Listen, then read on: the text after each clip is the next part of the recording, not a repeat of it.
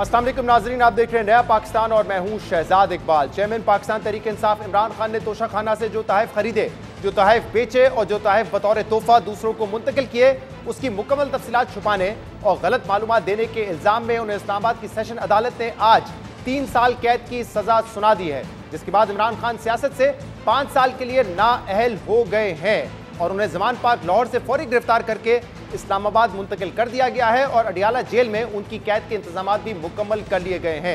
जराये के मुताबिक चेयरमैन पाकिस्तान तहरीक इंसाफ को अडियाला जेल के हाई सिक्योरिटी बैरक में रखा जाएगा। इसके अलावा इस फैसले के बाद इमरान खान को पार्टी चेयरमैन के ओहदे से हटाने के लिए इलेक्शन कमीशन में कार्रवाई भी जल्द शुरू हो सकती है। अब अहम बात यह कि आज इमरान खान सेशन अदालत से सजा पाकर इंतखाबी सियासत से बाहर हो गए हैं और गिरफ्तार हो गए हैं, जबकि आज ही मुश्तरका मफादात काउंसिल के इजलास से अहम खबर सामने आई है, जहां वफाकी हुकूमत और चारों सूबों के वज़राए आला ने नई मरदमशुमारी की मंजूरी दे दी है, जिसके बाद आम इंतखाबात का नवंबर में इनेकाद नामुमकिन है और इलेक्शन में कम से कम 3 माह की ताखीर यकीनी हो गई है। अहम बात यह कि कल ही इस्लामाबाद हाई कोर्ट ने चेयरमैन पाकिस्तान तहरीक इंसाफ की ट्रायल रोकने और केस दूसरी अदालत में मुंतकिल करने की दरख्वास्त मुस्तरद करते हुए केस के काबिल समात होने का मामला दोबारा सेशन अदालत को भेजा था, जिस पर जज हुमायूं दिलावर ने पाकिस्तान तहरीक इंसाफ वकला के पेश ना होने पर आज ही एक कार्रवाई निपटाई, केस को दोबारा काबिल समात करार दिया और इसके कुछ ही लम्हे बाद चेयरमैन पाकिस्तान तहरीक इंसाफ के खिलाफ फैसला सुना दिया और मुख्तसर फैसले के 2.5 घंटे बाद ही 30 सफ़ात पर मुश्तमिल तफसीली फैसला भी जारी कर दिया है। जज हुमायूं दिलावर के इस फैसले को हुकूमती रहनुमा और साबिक पाकिस्तान तहरीक इंसाफ के अरकान ने मकाफात अमल करार दिया है। चेयरमैन पाकिस्तान पीपल्स पार्टी बिलावल भुट्टो जरदारी ने कहा है कि यह मकाफात अमल है। इस्तेकाम पाकिस्तान पार्टी के सदर अलीम खान ने बयान दिया है कि मकाफात अमल है, इंसान जो बोता है वही काटता है, जबकि वफाकी वजीर इत्तलात मरियम औरंगजेब ने दावा किया है कि अभी तो चेयरमैन पाकिस्तान तहरीक इंसाफ को सिर्फ एक केस में सजा हुई है, अभी तो अल कादिर ट्रस्ट और साइफर समेत दीगर केसेस में सजाएं होंगी। भी सिर्फ एक चोरी है जिसका आज अवाम को पता चला, आपने जवाब नहीं दिए, जो जवाब दिए वो झूठ बोले हैं और झूठ बोलने के बाद आपको गिरफ्तार किया गया है और अभी आप पे बाकी केसेस आने हैं। अभी 190 मिलियन पाउंड की सजा बाकी है, जिसका कहते हैं मेरी काबीना से पूछो। अभी फॉरेन फंडिंग के केस की सजा बाकी है। अभी साइफर, जिससे पूरी मुल्क की खारजा पॉलिसी नेशनल इंटरेस्ट को स्टेक पर लगा दिया, उसके झूठ की सजा बाकी। हुकूमत तो चेयरमैन पाकिस्तान तहरीक इंसाफ को सजा के फैसले पर जश्न मना रही है, जबकि पाकिस्तान तहरीक इंसाफ ने इस फैसले को मुस्तरद कर दिया है। पार्टी के वाइस चेयरमैन शाह महमूद कुरैशी ने वीडियो पैगाम में कहा है कि पार्टी के सरबराह को फेयर ट्रायल का बुनियादी हक नहीं दिया गया, अवाम पुरअमन एहतजाज करे।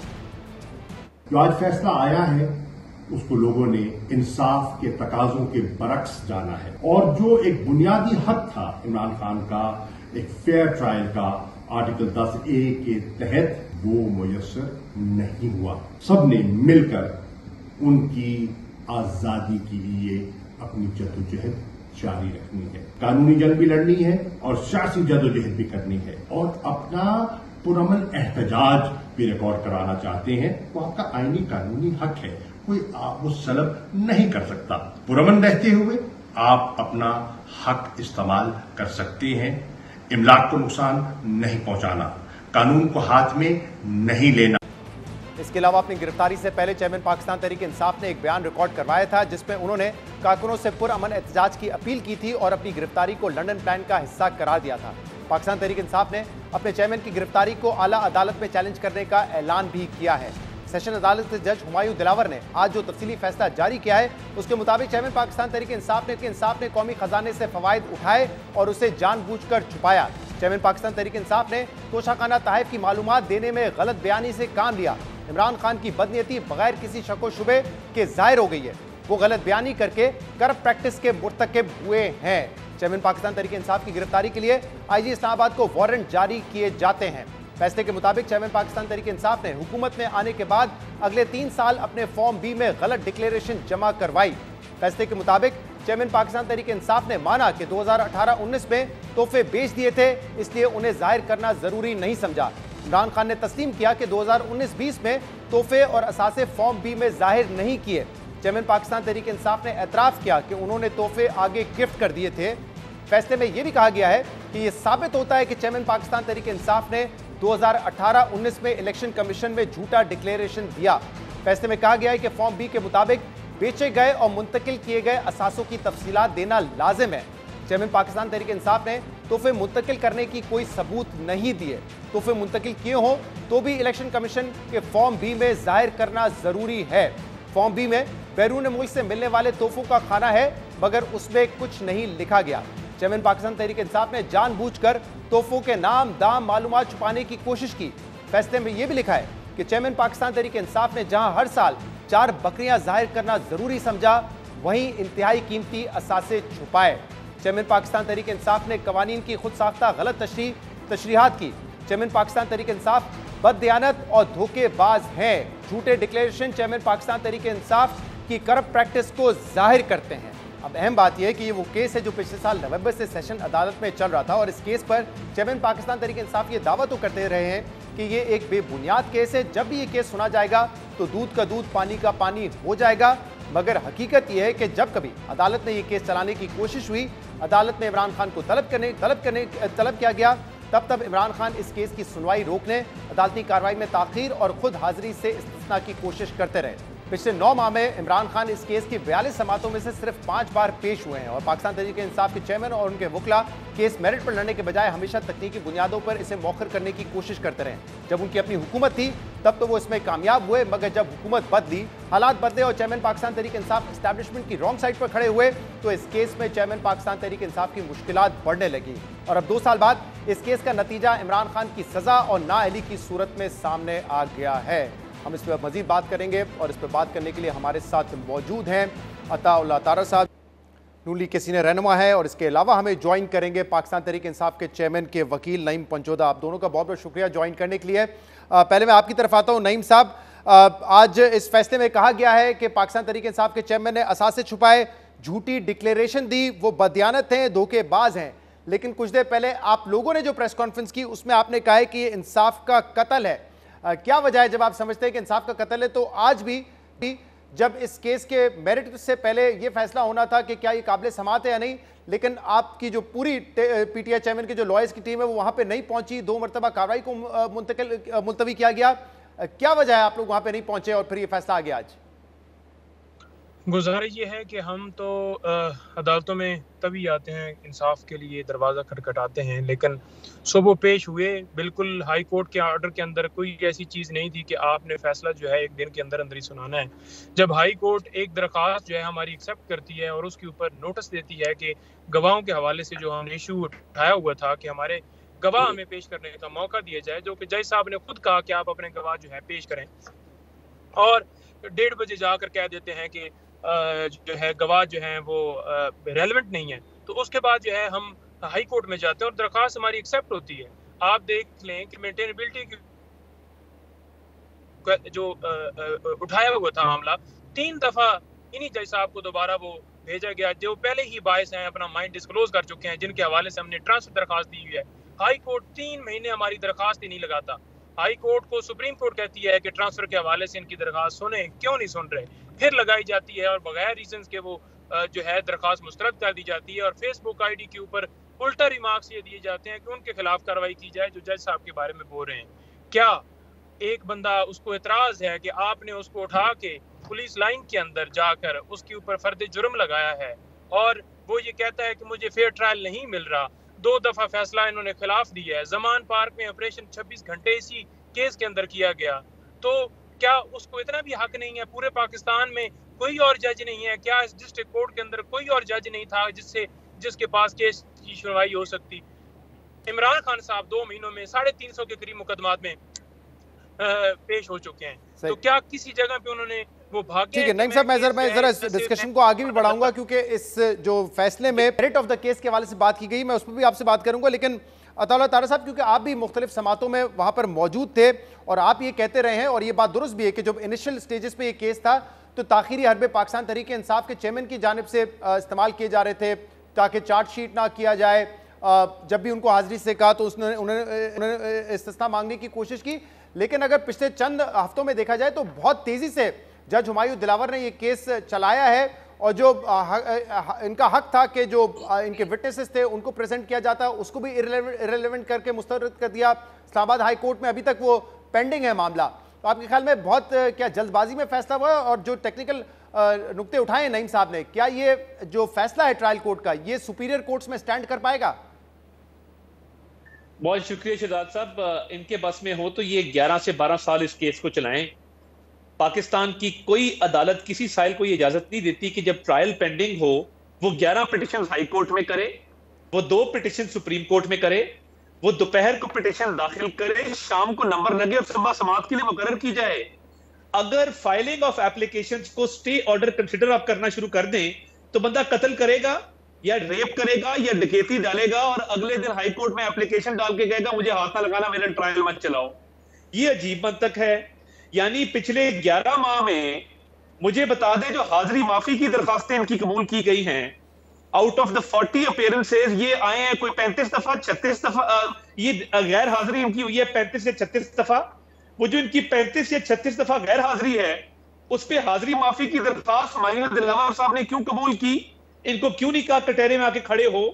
और देखिए मेरे हिसाब से ये ओपन एंड शट केस था मिस डिक्लेरेशन का, इसमें कोई टेक्निकल रीजंस ग्राउंड्स नहीं थे। इसको 11 माह चलाया क्यों गया, इतना खींचा क्यों गया?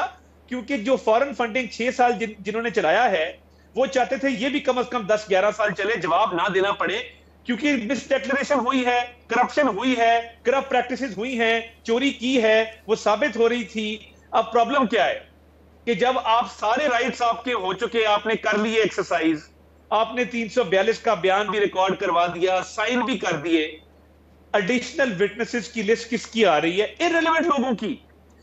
रऊफ हसन साहब जो इनके स्पोक्स पर्सन है वो इस केस में कैसे विटनेस हैं? या कोई अकाउंटेंट कैसे विटनेस है?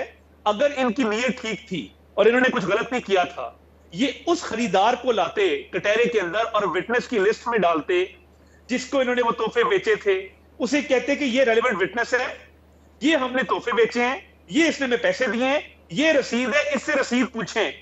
इनके दिल में चोर था। नईम साहब, अब ये मामला है कि जो विटनेसेस की लिस्ट आपने प्रोवाइड की गई उसके हवाले से कहा गया कि वो इररिलेवेंट है।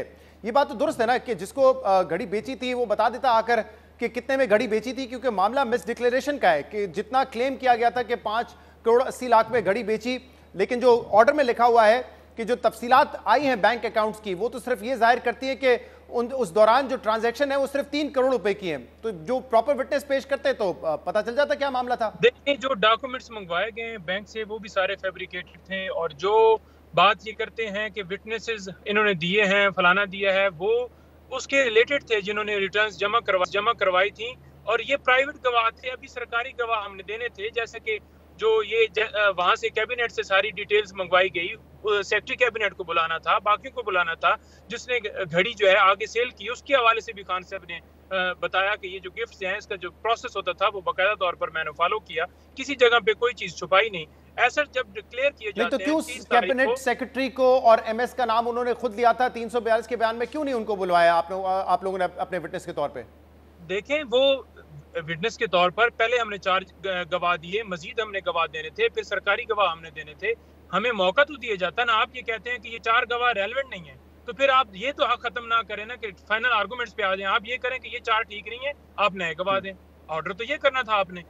लेकिन नईम साहब, जो मैंने ये पूरा तफसील से फैसला पढ़ा है, अब इसमें बड़ी बुनियादी सी बात है। इसमें यह बात है कि जो तोहफे इमरान खान ने लिए वो उन्होंने अपने गोशवारों में नहीं जाहिर किए जो इलेक्शन कमीशन ऑफ पाकिस्तान में हर साल उन्होंने करने थे। बस इतना सा मामला है। तो आप लोग क्या ये साबित नहीं कर सके जो उनके एसेट्स एंड लाइबिलिटीज की डिटेल थी फॉर्म 20 से, कि देखें ये असासे हमने लिए हैं और ये असासे उसमें मौजूद हैं? अगर आप साबित कर देते कि असासे आपके फॉर्म भी में मौजूद है तो मामला ही खत्म हो जाता। देखिए गुजारिश ये केस इन्होंने किया है, साबित इन्होंने करना था कि ये आपने चीज ली है, ये आपने जुर्म किया है, इस जगह के ऊपर आपने डिक्लेयर नहीं किया। हमसे जो तफसीलात पूछी गई, हमने जो डिक्लेयर किया था, हर चीज हमने बताई, एहसासों का भी बताया कि हमने डिक्लेयर किए हैं। लेकिन जो इशू ये उठाते हैं कि आपने फॉर एग्जांपल ये घर है जी, ये आपने तोहफे में लिया, या ये आपने वॉच है, ये आपने तोहफे में ली, या ये आपने गाड़ी है, ये आपने तोहफे में ली। हालांकि गाड़ी नहीं ली तोहफे में, मैं मिसाल दे रहा हूँ, या ना घर लिया। तो अगर 2 महीने पहले मेरे पास ही कोई चीज होती है, मेरे पास ही कोई चीजें होती है, गाड़ी होती है या कोई घर होता है, और मैं उसको 4 महीने पहले सेल कर देता हूँ, ठीक है जी, तो मेरे पास जो करंट प्रॉपर्टी होगी मैं वो शेयर डिक्लेयर करूंगा वहां पर कि ये मेरे पास इस वक्त मौजूद है। इलेक्शन कमीशन में मैं वो रिकॉर्ड दूंगा। 6 साल पहले अगर कोई चीज सेल हो गई है तो उसको मैं कैसे कह दूं कि मेरे वो जो चीज सेल हुई है, गाड़ी हुई है या कोई चीज भी घर भी, जब ये मामला ज़ेरे बहस आया नईम साहब, पीआर में डिक्लेयर है, जब ये मामला ज़ेरे बहस आया तो उस वक्त ये कहा गया था वकील की साहब की जानिब से, जो इलेक्शन कमिश्नर पाकिस्तान के वकील थे, कि फॉर्म बी में तमाम तफसीलात देनी होती है कि उस साल आपने क्या क्या असासे हासिल किए हैं, अगर मुंतकिल किए हैं तो वो भी आपने जाहिर करना होता है, और इस ऑर्डर में भी लिखा हुआ है कि वो नहीं किया, वो करना चाहिए था।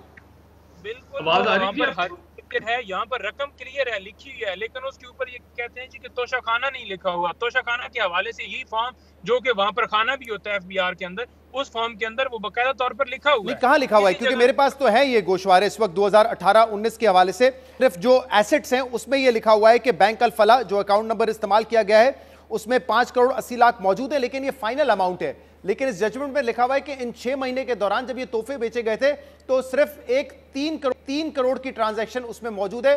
5 करोड़ 80 लाख जो आप लोगों ने क्लेम किया था वो ट्रांजैक्शन नहीं है इसमें। सर एवरीथिंग हर चीज के रिकॉर्ड के ऊपर है। ये है बताएं ना, मेरे पास है सामने रिकॉर्ड है ना जी। हम इस्तदा करते हैं कि 30 तारीख को अगर एक मेरे पास चीज है ही नहीं, ठीक है, तो वो मैं कैसे लिखूंगा कि ये मेरे पास है? उससे जो रकम फॉर एग्जांपल 4 महीने पहले मैंने कोई गिफ्ट बेचा है या कोई चीज सेल की, ये तो कहते हैं कि गिफ्ट बेच ही नहीं सकते। क्यों? जब मैं पैसे देकर कोई चीज लेता हूँ और वो मेरी प्रॉपर्टी बन जाती है तो मैं क्यों नहीं बेच सकता? अच्छा, तो यहाँ पे एक कॉलम में ये भी लिखा हुआ है asset transfer to any person, और ये खाली छोड़ा हुआ है। अगर एसेट उनके पास था, घड़ी या कोई कफलिंग पेन, उन्होंने किसी को ट्रांसफर किया तो वो लिखना चाहिए था ना, इसमें तो खाली छोड़ा हुआ है उन्होंने कॉलम। देखिए, जो आप सामने बैठ के पढ़ रहे हैं, मैं आपके प्रोग्राम में आ जाऊंगा, मैं भी डॉक्यूमेंट्स ले आऊंगा, उसके ऊपर बैठ के बात कर लेंगे। आप कौन सा डॉक्यूमेंट्स पढ़ रहे हैं? मुझे 2018-19 की जो इनकी स्टेटमेंट है मैं वही पढ़ रहा हूं, और यहाँ पे लिखा हुआ है asset transfer to any person. I am sure इतना टाइम ये केस चला, आपने भी देखा होगा, वो खाना खाली छोड़ा हुआ है। ऑर्डर में भी लिखा हुआ है, मेरे सामने जो है स्टेटमेंट उसमें भी खाली छोड़ा हुआ है। ये एफबीआर की आप पढ़ रहे हैं? नहीं, एफबीआर का तो मामला ही नहीं है ना। इलेक्शन कमिश्नर ऑफ पाकिस्तान में जो जमा करवाया फॉर्म भी मैं उसकी बात कर रहा हूँ। तो उसके ऊपर क्या तोशाखाना वाला वो लिखा हुआ है कि रकम जो है ये जो है कहां से आई है? अगर तोशाखाना के हवाले से इसमें लिखा हुआ है कि asset transfer to any person, यानी कि कोई एसेट अगर उस साल आपने ट्रांसफर किए थे तो वो लिखना चाहिए था, यहाँ पे खाली छोड़ा हुआ है। देखिए, जो आपके पास डॉक्यूमेंट्स है, मैं आपके प्रोग्राम में आऊंगा, बिल्कुल मैं बताऊंगा। असल जो केस ये उठाते हैं ना, वो ये कहते हैं कि आपने जो रकम जो है वो अपना गिफ्ट जो लिए वो आपने जो डिक्लेयर नहीं किए 30/6 को। हम ये कहते हैं कि जो गिफ्ट पहले अगर सेल हो गए उस मौके के ऊपर नहीं थे, वो हमने बाकायदा तौर पर एफबीआर के अंदर, क्योंकि रिक्वायरमेंट होती है वहां पर, हमने वो प्रॉपर दिए हैं। इलेक्शन कमीशन में जिस दिन हमने ये डिक्लेयर किए उस दिन ये जो है, अगर गिफ्ट पहले हमने रकम वहां पे लिखी है कि ये रकम हमारे पास है, लेकिन ये जो डॉक्यूमेंट्स लेके आए हैं, बैंक से इन्होंने रिकॉर्ड मंगवाया है, वो सारा फैब्रिकेट, उसको किसी ने एंडोर्स नहीं किया। आप कह रहे हैं कि जो बैंकिंग रिकॉर्ड है जिसका हवाला भी ऑर्डर में दिया हुआ है, आप कह रहे हैं जो बैंकिंग रिकॉर्ड है जिसका हवाला जजमेंट में दिया हुआ है, आप कह रहे हैं वो फैब्रिकेटेड है? जी जी बिल्कुल। ये किस पॉइंट पे चैलेंज किया है आपके काउंसिल ने? सर, ये इस पॉइंट पे हुआ है कि कोई फॉर एग्जांपल कोई डॉक्यूमेंट्स बनाता है, उस डॉक्यूमेंट्स को एज ए प्रूफ जो है वो साबित करना होता है कि उसके हक में गवाही जिस बंदे ने वो बनाया हुआ डॉक्यूमेंट्स, जैसे इन्होंने कैबिनेट से इन्होंने रिकॉर्ड मंगवाया, जो रिकॉर्ड वहां से आया बाकायदा तौर पर उसके एंडोर्समेंट के लिए आपने गवाह को पेश करना था। क्या कोई गवाह आया रिकॉर्ड का? ऐसा है कोई नहीं आया, क्योंकि कंप्यूटर के ऊपर, बल्कि आके वो कहते हैं जी कि कंप्यूटर वाली ये लिस्ट है। कंप्यूटर वाली कौन सी लिस्ट होती है? क्या उस ऊपर कोई मोहर है? कोई बंदा उसको सर्टिफाइड करता है कि ये जो है बैंक का नुमाइंदा, बैंक का मैनेजर या बैंक या उसको नईम साहब, आप हमारे साथ ही रहे। तारड़ साहब से भी हम अपने वो विटनेस लेके आते हैं, बैंक का रिकॉर्ड लेके आते हैं, बैंक जो विटनेस उसके अंदर होंगे, जो बैंक जिनके पास मेंटेन तालफला वाला, हम उनको बुलाते हैं, पेश करते हैं। अच्छा, नईम साहब हमारे साथ ही रहिए। नईम साहब हमारे साथ रहिए। तारड़ साहब से हमारा राब्ता दोबारा बहाल हो गया। तारड़ साहब, अब ये विटनेसेस पेश करने देती अगर अदालत, वो आते और फिर फैसला कर लिया जाता कि क्या वो रेलेवेंट है या नहीं, तो ज्यादा बेहतर नहीं होता? क्योंकि अब एक सवालिया निशान तो उठ गया है और ये मामला इस्लामाबाद हाई कोर्ट में पेंडिंग भी है। अब मुझे नहीं एग्जैक्टली पता कि उसका लीगल स्टडी, लेकिन अगर अपील में भी जाते हैं और ये कहते हैं कि हमें हक दिफाई नहीं दिया गया, तो फिर मामला टेक्निकल बुनियाद पर तो कमजोर पड़ जाएगा ना? देखिए, बात ये है कि पहली बात ये कि इन्होंने किसी बैंकर का ना विटनेस की लिस्ट में नाम दिया, ना ये बैंक वाला इतराज इन्होंने कहीं पे रेज किया, ना इन्होंने दौराने ट्रायल कहा कि जी कोई बैंकिंग ट्रांजैक्शन गलत है। भाई, केस मिस डिक्लेरेशन का है, आप बैंकर का नाम दे देते। अगर नीयत साफ थी तो ना उस खरीदार का नाम है, ना अपने किसी स्टाफ के मेंबर का नाम है, ना किसी बैंकर का नाम है, रऊफ हसन साहब का नाम भाग के डाल दिया। देखिए ओपन एंड शट केस होने का लेकिन मतलब साहब ये इसमें है, मुझे ये बताइए कि जो उनका टैक्स कंसल्टेंट होगा, जो एफबीआर में गोशवारे जमा करवाता होगा, गालिबन वही शख्स होगा जो फॉर्म भी बनाता होगा, उसी के पास होंगी ना डिटेल्स, तो उसको प्रेजेंट होने देते हैं। As a lawyer I can tell you कि ये टैक्स रिटर्न्स का केस नहीं है। नहीं, मुझे पता है टैक्स रिटर्न का केस नहीं है। मैं अता साहब ये कह रहा हूं कि जो शख्स एसेट्स, जो वेल्थ स्टेटमेंट जमा कराता है एफबीआर में, आप अपना टैक्स कंसल्टेंट कैसे बतौर गवाह वो रेलेवेंट कैसे है? यानी आप देखें ना, ये इलेक्शन एक्ट 2017 का मिस डिक्लेरेशन का केस है। आपने इररेलेवेंट लोगों के नाम इसलिए दिए कि आप ट्रायल को प्रोलॉन्ग कर लें। गवाह तो बनते थे बैंकर, गवाह तो बनता था तोशाखाना के तहाइफ जिसने खरीदे वो खरीदार, गवाह बनता था आपका अपना स्टाफ जिसका आपने नाम लिया, बाद में आपने विटनेस लिस्ट में नहीं डाला क्योंकि आपको पता था कि अगर आपने अपने स्टाफ को बुलाया तो वो बता देंगे कि जी सिर्फ ये तोहफा नहीं बेचा, हमें तो कहते थे कि फलां जगह पे फलां चीज पहुंचा दो। बतौर स्टाफ मेंबर हमें क्या पता कि ये चीज कहां जाती थी? तो बात बड़ी क्लियर है, करप्शन और करप्ट प्रैक्टिसेस हुई हैं। ट्रायल को प्रोलॉन्ग करने के लिए डिलेइंग टैक्टिक्स तकनीकी बुनियादों पे अपनाए गए हैं। जवाब इनके पास है कोई नहीं। इररेलेवेंट विटनेसेस दे के केस को मजीद ताखीर करने का इनका प्रोग्राम था। हायर कोर्ट्स का आप एग्जांपल ले लेना, आप हाई कोर्ट 11 पिटीशंस डाली हैं आपने, आपको चाहिए था आप ट्रायल कोर्ट के फैसले का वेट करते, अपील में चले जाते, जो भी आप अग्रीव्ड अगर होते, मगर दौराने ट्रायल अपने सारे राइट्स आपने एग्जॉस्ट किए। आप सुप्रीम कोर्ट तक 3 हियरिंग्स आप करवा चुके।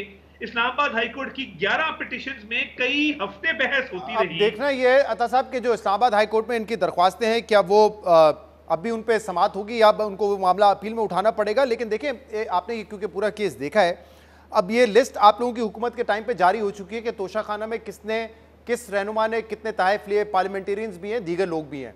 अगर वही स्क्रूटनी की जाए तो क्या आपको लगता है इन तमाम पार्लियामेंटेरियंस ने जो बड़े ओहदों पर रहे हैं उन्होंने ये डिटेल दी होंगी कि हमने कौन सा असासा लिया है, कोई असासा ट्रांसफर किया है? ये बहुत माइन्यूट डिटेल है, और अगर नहीं होंगी तो जिस तरह इमरान खान को सजा हुई है किसी और को भी हो जाएगी। फिर देखिए बिल्कुल तोशाखाना के तहफ़ के हवाले से डिक्लेरेशन जरूरी है, और मगर बुनियादी फर्क ये है कि इमरान खान साहब ने 3-4 तरह के जराइम किए। एक तो किसी डिग्नेटरी या हेड ऑफ स्टेट ने या प्राइम मिनिस्टर ने तोहफे ब्लैक मार्केट में बेचे नहीं, सेल प्रोसीड पैसों की खातिर। अब देखिए ना, एक शख्स पैसों की खातिर एक नायाब चीज बेच रहा है, व्हाट कैन आई से?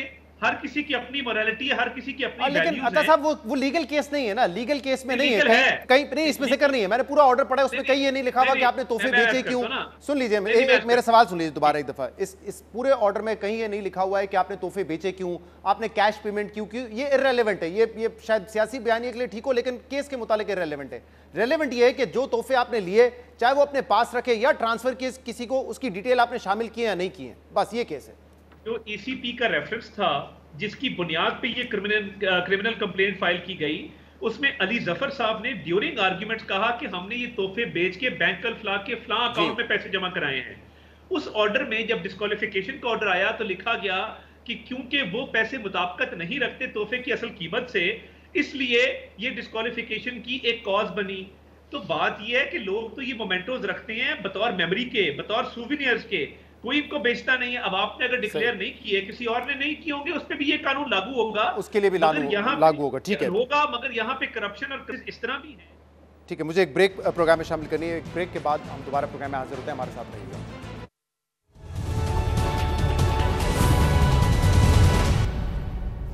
वेलकम बैक नाज़रीन। आज इस्लामाबाद की सेशन अदालत ने इमरान खान को 3 साल की सज़ा दे दी है और ये कहा है कि उन्होंने अपने असासे छुपाए, मिस डिक्लेयर किया और वो बदयानत और धोखेबाज हैं, जिसके बाद 5 साल के लिए इंतखाबात नहीं लड़ सकेंगे। उसके लिए भी नाअहल हो गए पाकिस्तान तहरीक इंसाफ के चेयरमैन। इस पर मजीद अब बात करेंगे। माहिर कानून शाह खावर साहब इस वक्त हमारे साथ मौजूद हैं और माहिर कानून हैदर वहीद साहब इस वक्त हमारे साथ मौजूद हैं। आप दोनों का बहुत बहुत शुक्रिया ज्वाइन करने के लिए। शाह खावर साहब, अब एक तरफ तो हुकूमत है और जो इस ऑर्डर में लिखा हुआ है कि पाकिस्तान तहरीक इंसाफ के चेयरमैन और उनके वकला ने ताखीरी हरबे इस्तेमाल किए, लेकिन तहरीक इंसाफ का पॉइंट ऑफ व्यू ये है कि उनको फेयर ट्रायल का हक नहीं दिया गया। उनके जो गवाह थे उनको भी इररेलेवेंट करके कह के मुस्तरद कर दिया, उनको भी नहीं सुना। आप कैसा देखते हैं इस केस की जो पूरी प्रोसीडिंग्स हुई है और आज जो फैसला सामने आया है? देखिए, ये जजमेंट जो है वो तो आ गई है और जजमेंट में जो भी कुछ लिखा हुआ है उस पर अमल होना लाजमी है। उसी के नतीजे में आपने देखा कि फौरी तौर पर इमरान खान साहब को गिरफ्तार कर लिया गया और इस वक्त उनको डिस्ट्रिक्ट जेल अटक में जो है वो बंद कर दिया गया। अब जितनी भी ये पीटीआई की या उनके वकला की जितनी भी मारूजात हैं या जो वो पॉइंट आउट कर रहे हैं ये चीज़ जो है वो नहीं जो है ऑब्जर्व की गई ट्रायल के दौरान, तो वो अब तमाम ग्राउंड्स इनके पास अवेलेबल होंगे, वो होंगे इन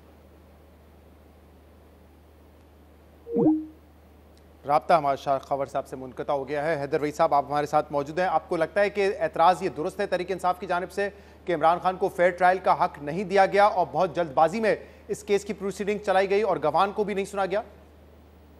देखें, फेयर ट्रायल एक कॉन्स्टिट्यूशनल राइट है, इसमें कोई शक नहीं है, और ड्यू प्रोसेस एक अक्यूज्ड को ऑब्वियसली मिलना बहुत ज़रूरी है। एक as I said it's a constitutional right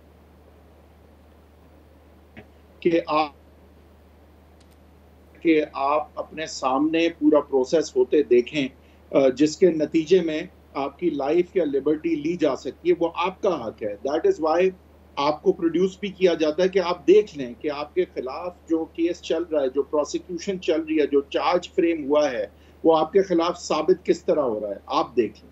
लेकिन अगर आप नहीं आते, अगर आप खुद जो है वो नहीं आते और यू मेक दैट चॉइस, तो फिर कोर्ट आपका इंतजार नहीं कर सकती। हाँ ठीक है, उसके कुछ लवाजमात हैं और कोर्ट को हो सकता है कि पहले जो है वो समन इशू करते, इनको नॉन बेलेबल वारंट इशू करके ज़बरदस्ती इनको कोर्ट बुलाना चाहिए था अरेस्ट करके, या फिर इनके बेल पे हैं श्योरिटी को बुला के श्योरिटी कैंसिल करके इनको पहले प्रोक्लेम्ड ऑफेंडर डिक्लेयर करते, कन्विक्ट करते उस चीज़ पे। हो सकता है कि जो डिले हुआ है एंड में, क्योंकि शुरू में तो देखें ये केस बड़ा लंबा चला है और बल्कि बहुत पहले डिसाइड हो जाना चाहिए था, लेकिन जो हमने देखा कि अब इलेक्शन की बातें करीब आने लगी, तो फिर एक हेस्ट भी नजर आई हमें कि एकदम से केस बहुत जल्दी चलने लगा, जिस तरह एक ज़माने में नवाज शरीफ और मरियम नवाज के खिलाफ केस चला था। तो मजमूई तौर पे अगर मैं इस जजमेंट को देखूं तो मेरिट पे, हालांकि उन्होंने एविडेंस लीड नहीं की चेयरमैन पीटीआई ने, और उन्होंने फाइनल आर्ग्यूमेंट्स भी नहीं की और मेंटेनेबिलिटी पे भी आर्ग्यूमेंट्स नहीं की, बट बज़ाहिर ये क्लियरली लगता है कि डिले उनकी तरफ से था, वो जान के कोर्ट नहीं आए। कोई जवाब उनके पास इसका नहीं था कि आपने जो ट्रांसफर की थी ये प्रॉपर्टी, ये एसेट का जो ट्रांसफर था तोशा खाना के, आपने इसको डिक्लेयर क्यों नहीं किया, हर साल क्यों नहीं किया, इवन अगर गिफ्ट था तो भी आपका फर्ज था डिक्लेयर करना, आपने क्यों नहीं किया। इसका लगता नहीं है कि मेरिट पे भी कोई खास जवाब जो है वो चेयरमैन पीटीआई के पास नजर आया है अभी तक।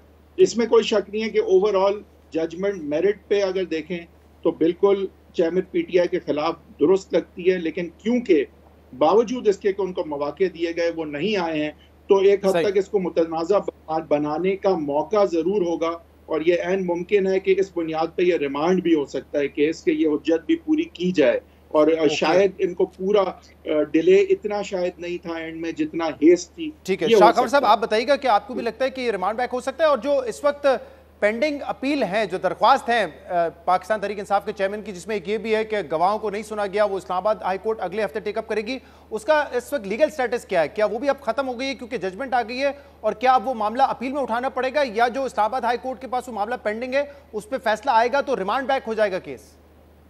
नहीं, अभी चूंकि फैसला आ गया है, जब जजमेंट आ गई है और उस पर अमल दरामद हो गया है, तो उनकी जितनी दरखास्तें या अपीलें इस्लामाबाद हाई कोर्ट में पेंडिंग है, बल्कि जो सुप्रीम कोर्ट ऑफ पाकिस्तान ने भी उन्होंने इस्लामाबाद हाई कोर्ट के चीफ जस्टिस के खिलाफ जो पिटीशन फाइल की है, वो सब गैर मौसर हो जाएगी। अब वो तमाम चीज़ें मुश्तमिल हो जाएंगी उनकी अपील में। अपील में ये इन तमाम चीज़ों का फ़ायदा उठा सकते हैं कि हमें जो है वो सफाई के गवाहों को जो है वो मौका नहीं दिया गया और गैर ज़रूरी उजलत का मुजाहरा किया गया, वो ये ग्राउंड्स दे सकते हैं। लेकिन अभी हैदर वहीद जो फरमा रहे थे कि जो जजमेंट का मेन जो है वो जो करप्ट प्रैक्टिसेस का जुर्म है, कि वो उन्होंने जो असासाजात जो हैं वो इलेक्शन कमीशन में वो नहीं जाहिर किए, तो वो तो फिर करप्ट प्रैक्टिस के जुर्म में आ जाता है, तो उसकी हद तक तो बात ठीक है। लेकिन ये जो टेक्निकल चीज़ें हैं, प्रोसीजरल जो फॉल्ट्स हैं जजमेंट में, वो अपील में ज़रूर जो है वो ज़ेर गौर लाए जा सकते हैं।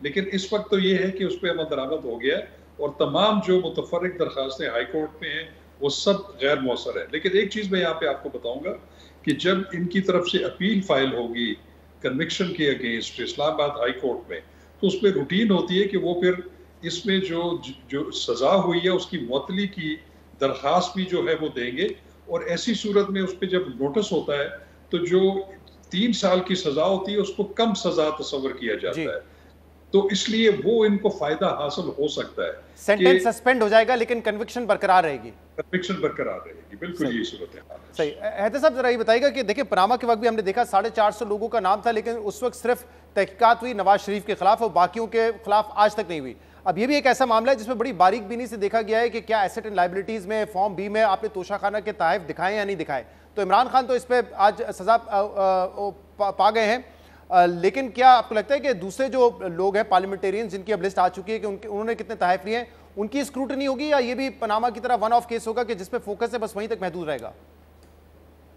देखिए मेरे ख्याल से किसी और को पनामा में कन्वर्ट करने से मियां साहब को बाहर रखने का तो ताल्लुक नहीं था, तो जाहिर है फिर बाकी किसी पे हाथ तो नहीं डाला गया ना।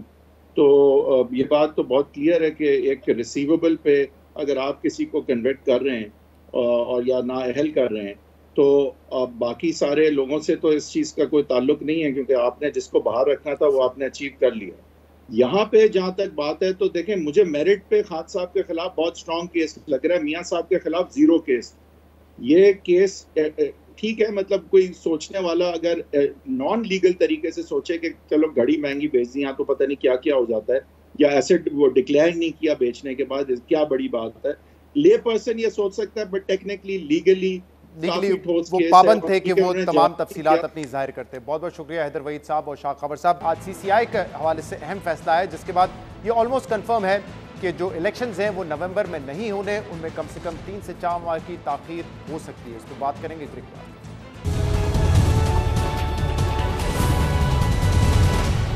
इमरान खान की नाअहली और सजा के फैसले के अलावा आज की एक और बड़ी खबर यह है कि मुश्तरका मफादात काउंसिल ने 7वीं मरदमशुमारी के मुतफ़िका तौर पर मंजूरी दे दी है। वज़ीर आज़म की ज़ेर सदारत CCI के इजलास में आज जिन नताइज की मुतफ़िका मंजूरी दी गई है उसके बाद इलेक्शन में कम अज़ कम 3 माह की ताख़ीर यकीनी है। मगर अहम बात यह कि इस इजलास में नई मरदमशुमारी के नताइज की किसी ने मुखालफत नहीं की और चारों वज़राए आला सियासी जमातों के नुमाइंदों ने इससे मुकम्मल इत्तेफाक किया है। जबकि इस बारे में वज़ीर कानून आज़म नज़ीर तारर ने बयान जारी करते हुए कहा है कि नई मरदमशुमारी की मंजूरी से इलेक्शन 3 माह के लिए मौखिर हो जाएंगे। मुत्तफ़िका मंजूरी दी गई है, यानी 8 के 8 मेंबरान ने जो मरदमशुमारी है उसे कंफर्म कर दी है। अब ये इलेक्शन कमीशन के लिए है कि इलेक्शन कमीशन हल्का बंदियों का अमल कितनी जल्दी करते हैं। 120 दिन की एक आउटर लिमिट है जिसमें ये सारा मामला होना होता है, और फिर इंतखाबात के लिए आपको क्लियर 54 डेज चाहिए होते हैं। तो मेरे ख्याल में अगर दोनों को मिला के देख लें तो यूं समझ लीजिए कि ये कोई तकरीबन बहुत भी ज्यादा हो तो 90 दिन में कोई 2 से 2.5 महीने और पड़ेंगे, इससे ज्यादा नहीं जाने चाहिए। सूबों की जो नशिस्तें हैं कौमी असम्बली की, उनका जो हिस्सा है पंजाब का, बलूचिस्तान का, सिंध का, सरहद का, KP का और इस्लामाबाद का, वो वही रहेगा जो इस वक्त आईने पाकिस्तान के मुताबिक है। उसमें कोई रद्दोबदल नहीं होगा, क्योंकि मरदमशुमारी के जो रिजल्ट्स हैं वो ऐसे हैं कि उसकी वजह से जो सीट्स की तकसीम है उस पर असर नहीं पड़ता। आज़म नज़ीर तारर साहब बड़ी अहम बात करें तो वो ये कह रहे हैं कि नई हल्का बंदियाँ होनी है जिसकी वजह से इलेक्शन 2.5 से 3 माह के लिए मौखर होंगे। और वो ये भी कह रहे हैं कि जो सीटों की तकसीम है सूबों के दरमियान उसमें कोई फ़र्क नहीं आएगा क्योंकि जो नताइज आए हैं मरदमशुमारी के वो इस किस्म के हैं कि सूबों में यानी कि पंजाब, KP के, बलूचिस्तान और सिंध की जितनी सीटें हैं उसमें कोई तब्दीली नहीं होगी।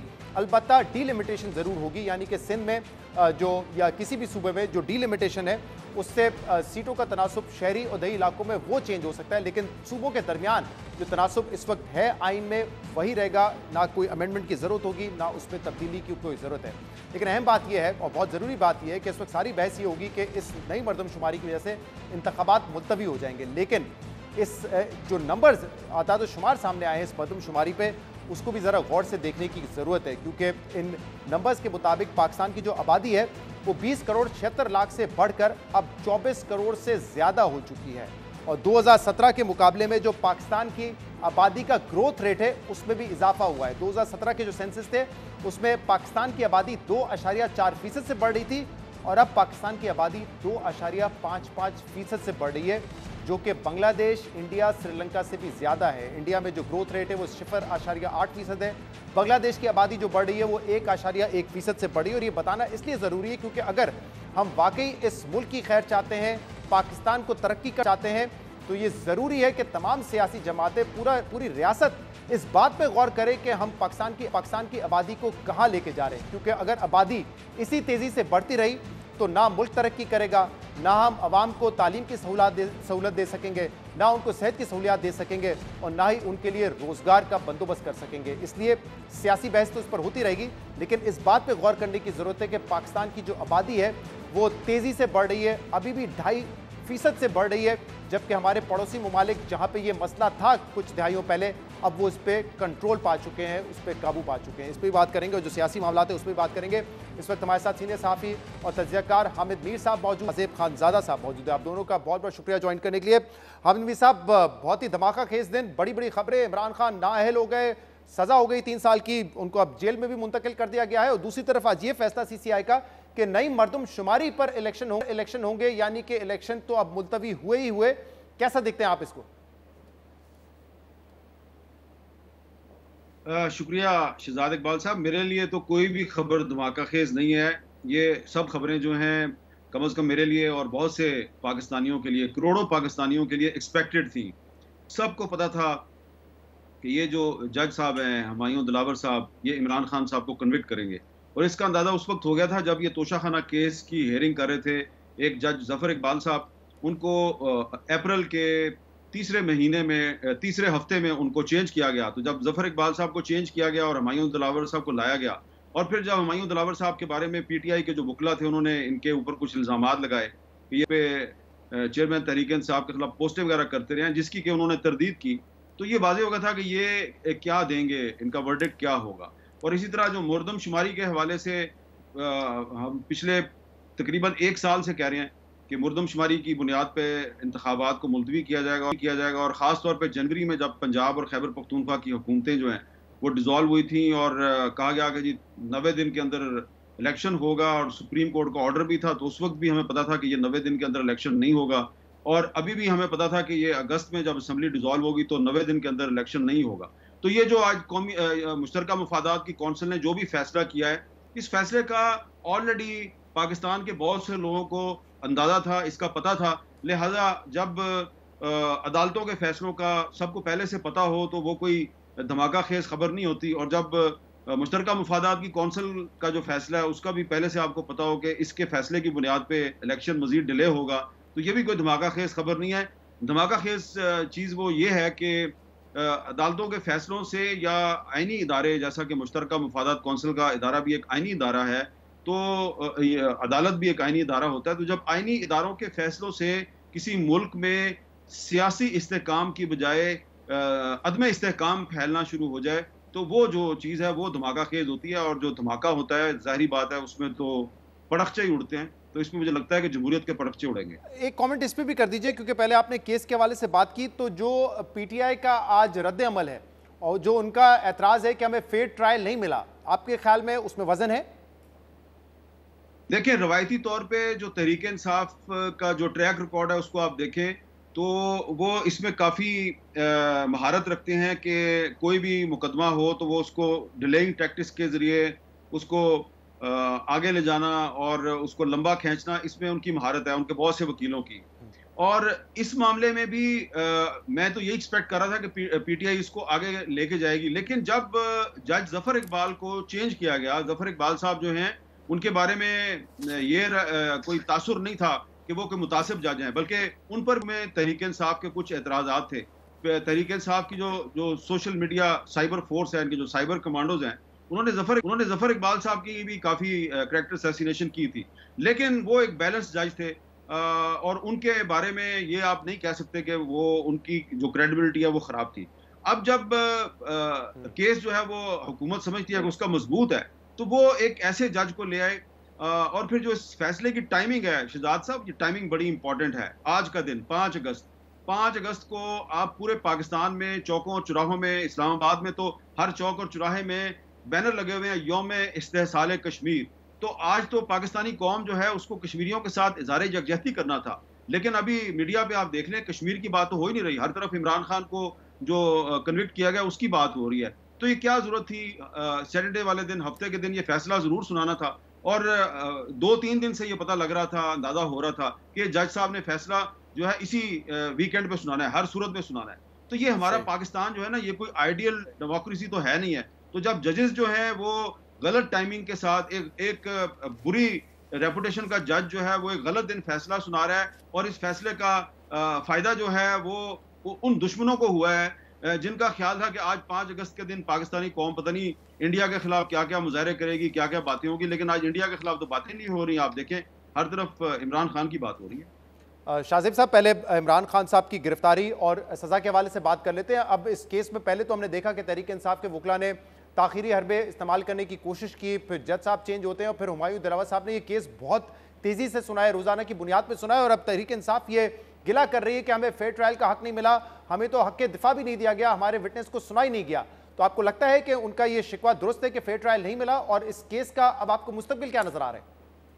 शराब, फेयर ट्रायल का मौका तो बार बार मिला था पिछले 13-14 महीने में, और फेयर ट्रायल का मौका जाया किया था। एक जज के ऊपर आपने बाकायदा तौर पर जुडिशल कॉम्प्लेक्स में जाके उस पर हमलावरी हो गए थे, और फिर आपने गाड़ी में बैठ के दस्तखत किए थे, फिर सोशल मीडिया पर उनके खिलाफ कैंपेन की थी, फिर वो जज बदले, फिर नए जज आए।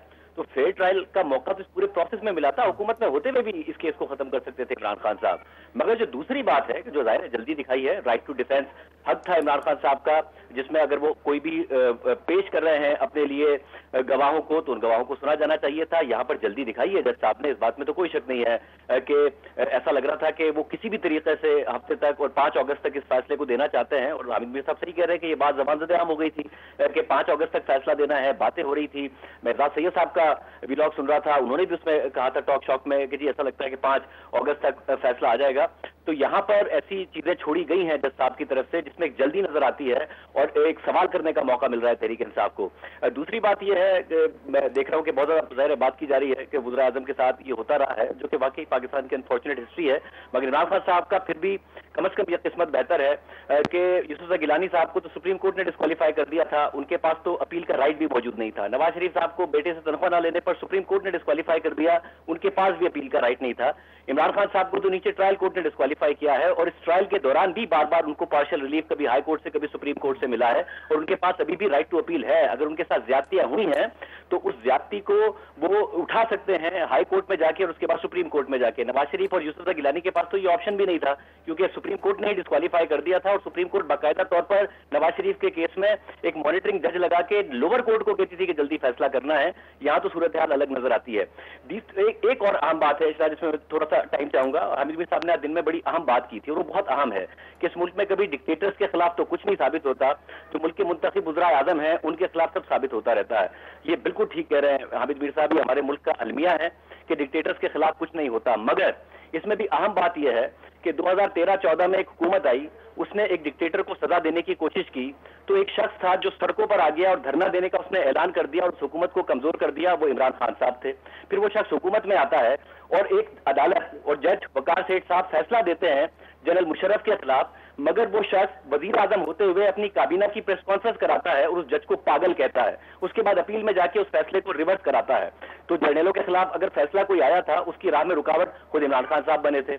इसके अलावा एक जर्नल थे आसिम सलीम बाजवा साहब, उनके खिलाफ करप्शन का मामला आता है कि जी उनके बड़े असासे हैं, उनको जब मीडिया पर मामला उठता है तो कौन डिफेंस में आता है? इमरान खान साहब आते हैं, कहते हैं कि नहीं जी कोई तहकीकात नहीं होगी, मैं खुद सेटिस्फाई हो गया हूं। तो इमरान खान साहब रुकावट बने। फिर जो मीडिया के ऊपर क्रैकडाउन हुआ, वो पूरा का पूरा इमरान खान साहब ने अपने दौर में ISPR के जरिए कराया, और जब उनसे शिकायत की जाती थी कि जी आप ये ना कीजिए क्योंकि आप मीडिया की इतनी कमर तोड़ देंगे कि आजाद आवाजों को इतना दबा देंगे कि जब आप पर मुश्किल वक्त आएगा तो वो आजाद आवाजें बात नहीं कर सकेंगी। तो एक वाकया हुआ जिसमें एक वजीर साहब थे जो आजकल तो PTI छोड़ चुके हैं मगर ट्वीट करते नजर आते हैं, और एक रूपोश हैं, वो वहां मौजूद थे और एक मुलाकात हुई इमरान खान साहब के अपने वजीर के घर, जिसमें इंतजामिया के कुछ लोगों ने, जिसमें जियो की इंतजामिया भी मौजूद थी, ये शिकायत की कि आप ये ना कीजिए कि आप छोटी छोटी बातों पे कि अगर मईशत के ऊपर कुछ हो रहा है चैनल बंद करा देते हैं और ISPR से कॉलें कराते हैं, ये ना कीजिए। एक वक्त आएगा कि आप लोग सफर करेंगे। तो जवाब दिया हम क्या करें, आपको समझ भी तो फौज की आती है ना ISPR की आती है, और किसी की तो समझ में नहीं आती है।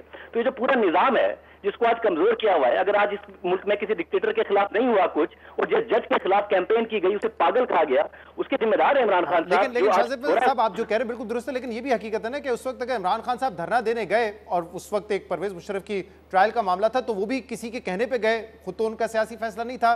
इसी तरीके से दूसरी पार्टीज भी इसमें जिम्मेदार हैं कि जब बाजवा साहब के खिलाफ PMLN शिकवा करती थी कि उन्होंने हमें इलेक्शन हराया, लेकिन जब उनको एक्सटेंशन देने का वक्त आया तो वो भी साथ साथ खड़े हो गए।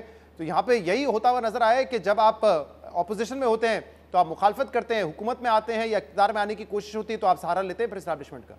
ये बात भी ठीक है आपकी कि बिल्कुल ऐसा हुआ कि इमरान खान साहब ने अपोजिशन में होते हुए इक़्तिदार में आने के लिए एस्टैब्लिशमेंट का सहारा लिया, और अब मौजूदा हुकूमत चाहती है कि एस्टैब्लिशमेंट के सहारे, चूंकि इमरान खान साहब को एस्टैब्लिशमेंट ने इतना ऊपर लेकर आई थी, तो उनका खात्मा भी वो करती नजर आए और इस चीज की ये मामलात हों। और ये जो सेंसस वाला मामला हुआ है जिसकी वजह से इलेक्शन खटाई में पड़ गया है, आपको और मुझे पता है कि वुज़रा की ये राय नहीं थी। वो तो कह रहे थे कि पुरानी मरदमशुमारी के तहत इलेक्शन हो और वक्त पर इलेक्शन हो। नून लीग तो कहती नजर आती है कि वक्त पर इलेक्शन होगा तो हमें फायदा है, क्योंकि पीटीआई के ऊपर इस वक्त क्रैकडाउन जारी है, ये भी उनकी मर्जी से नहीं हुआ है। तो जाहिर है सियासी जमातें ये करती नजर आती हैं, मगर फिर ये जो शिकायत होती है कि इस मुल्क में फिर एहतसाब सिर्फ सियासतदानों का होता है, तो सियासतदान भुगतते भी इसलिए हैं। मैं चाहता हूँ सेंसस वाले मामले पे भी थोड़ा मजीद बात करें। हामिद मीर साहब, अब ये हुकूमत ने आज जो फैसला किया और तमाम वुज़रा आला ने फैसला किया, उनको पता था कि अगर नई मरदमशुमारी के हवाले से हम जाएंगे तो इलेक्शन में ताखीर होगी।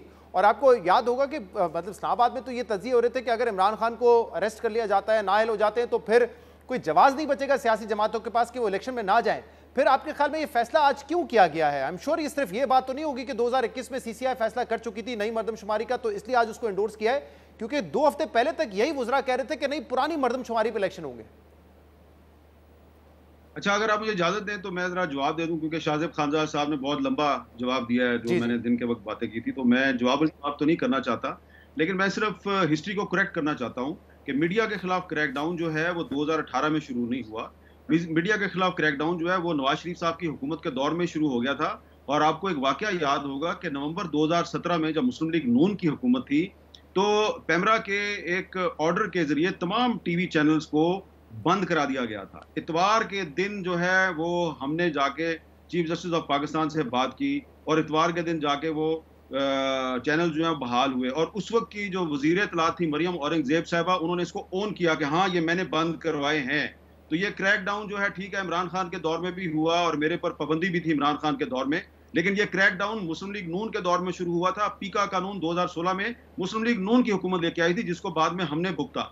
और इसके अलावा परवेज मुशर्रफ जो है ठीक है, वकार सेठ के खिलाफ इमरान खान की कैबिनेट के वुज़रा ने प्रेस कॉन्फ्रेंस की थी, लेकिन जब नवाज शरीफ साहब वजीर आजम थे तो उस वक्त परवेज मुशर्रफ को ECL से निकाल के पाकिस्तान से बाहर फरार करवाया गया। तो अगर उन्होंने उसके खिलाफ ट्रायल 2013-14 में शुरू किया था तो भगाया भी मुस्लिम लीग नून ने उसको था। और आज जो क्रैकडाउन हो रहा है मीडिया के खिलाफ और आज जो मीडिया के खिलाफ ड्रैकोनियन लॉ लाए जा रहे हैं, उसके पीछे भी मुस्लिम लीग नून के वुज़रा हैं। इसलिए तहरीक इंसाफ को डिफेंड करने से पहले या तहरीक इंसाफ पे आप इल्जाम जरूर लगाएं, हम खुद उसके विक्टिम हैं, हमारा अदारा उसका विक्टिम रहा है, लेकिन मुस्लिम लीग नून जो है वो भी कोई दूध की धुली हुई नहीं है और पीपल्स पार्टी भी दूध की धुली हुई नहीं है। और जहां तक आप ये सवाल कर रहे हैं कि आज ये फैसला क्यों आया, तो इसकी जल्दी ये नजर आ रही थी कि हुकूमत खत्म हो रही है और थोड़ा सा क्रेडिट जो है ये हुकूमत भी लेना चाह रही थी कि जनाब फिर सारे क्रेडिट तो निगरान हुकूमत लेगी। तो अभी आप आगे आगे देखिए होता है क्या। अभी तो जब निगरान हुकूमत शुरू होगी तो फिर आपको इमरान खान साहब भूल जाएंगे, फिर आपको पता चलेगा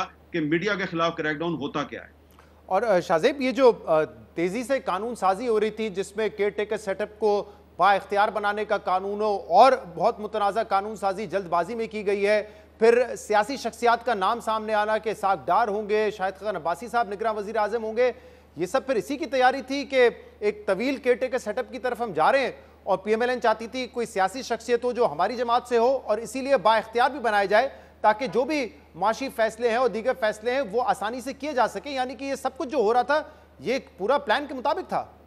या तो प्लान था, अगर प्लान था तो इसका मतलब है कि वुज़रा गलत बयानी करते नजर आते थे जब वो ये कहते थे कि नहीं जी पुरानी मरदमशुमारी के तहत और वक्त पर इलेक्शन होंगे, या फिर इस वक्त एक डिक्टेशन है और डिक्टेशन इस किस्म का है कि जिसके आगे सरेंडर किया है शहबाज शरीफ साहब ने और पूरी की पूरी नून लीग ने और पाकिस्तान पीपल्स पार्टी ने, और जिसके नतीजे में ये सारा का सारा काम हुआ है जो कि होता नजर आ रहा है। मगर जो भी होता नजर आ रहा है उसके तहत अगर नून लीग को लग रहा है, पीपल्स पार्टी को लग रहा है कि अल्टीमेट बेनिफिशरी वो होंगे, तो अल्टीमेट बेनिफिशरी तो उसी सूरत में होते जब वक्त पर इंतखाबात होते, ना कि अगर वक्त पर इंतखाबात नहीं होंगे तो 3 महीने 6 महीने कब बन जाएंगे, 6 महीने 9 महीने कब बन जाएंगे, वो सवाल अपनी जगह पर रहेगा। जाहिर एक रुकावट ये जरूर रहेगी कि जस्टिस फाइज ईसा जैसे चीफ जस्टिस हैं, फिर दीगर जजेस मौजूद हैं जो कि आइन और कानून की और बाय द बुक चलने की बात करते हैं, तो उनके होते हुए ये सारा का सारा कैसे होगा। और जो मैं पिछला जवाब दे रहा था उसमें ये भी फिर ऐड कर दूं कि एक ही जज था जिसने फैसला दिया था एस्टैब्लिशमेंट के खिलाफ, और उस जज के खिलाफ भी रेफरेंस फाइल किया था इमरान खान साहब ने।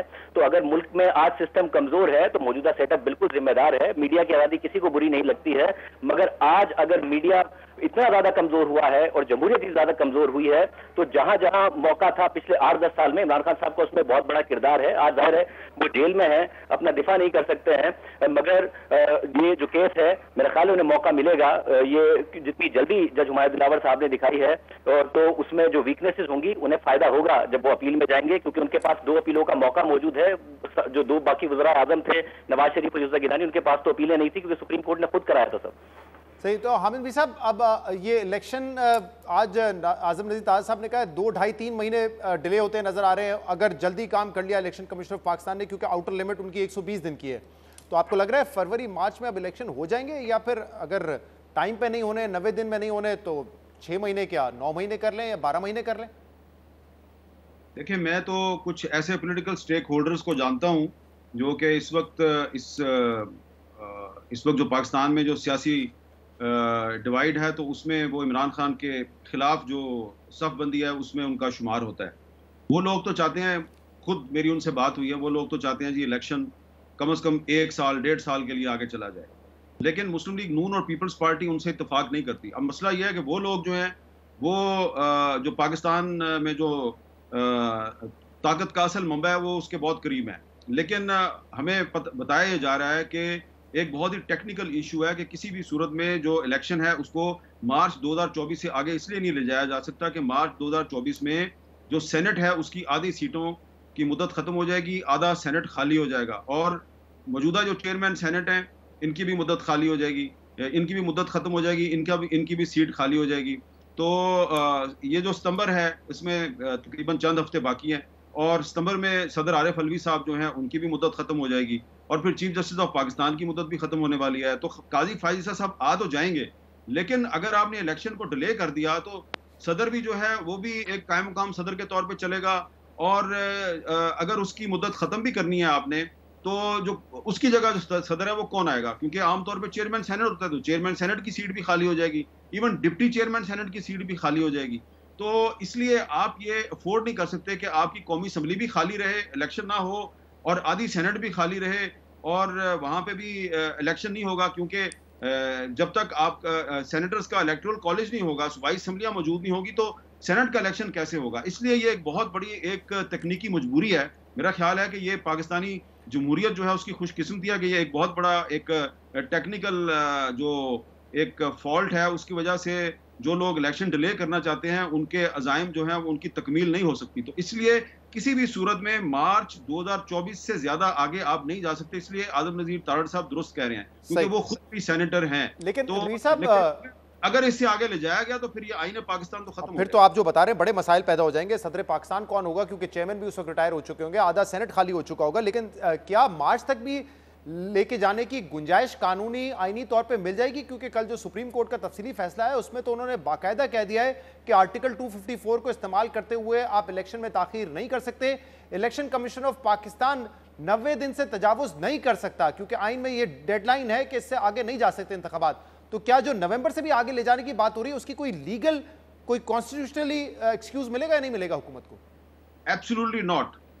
आइन के मुताबिक आप ज्यादा से ज्यादा 90 दिन जो है, यानी कि अगर असम्बली की मुद्दत खत्म होगी तो फिर 60 दिन, और अगर आपने असम्बली की मुद्दत खत्म होने से पहले डिसॉल्व किया तो फिर 90 दिन में आपने इलेक्शन करवाना है। आइन पाकिस्तान के मुताबिक आप नवंबर के पहले हफ्ते से आगे जा ही नहीं सकते, और अगर आप जबरदस्ती ले जा रहे हैं मुर्दमशुमारी को बुनियाद बनाकर, तो उसकी वजह यह है कि पहले 2 सूबों की असम्बलियां जो हैं वो डिसॉल्व हुई और उसमें भी 90 दिन में इलेक्शन करवाना था, आपने नहीं करवाया। तो अब उसी रवायत को आप आगे बढ़ा रहे हैं, लेकिन ये मेरे ख्याल से ये अनकॉन्स्टिट्यूशनल है।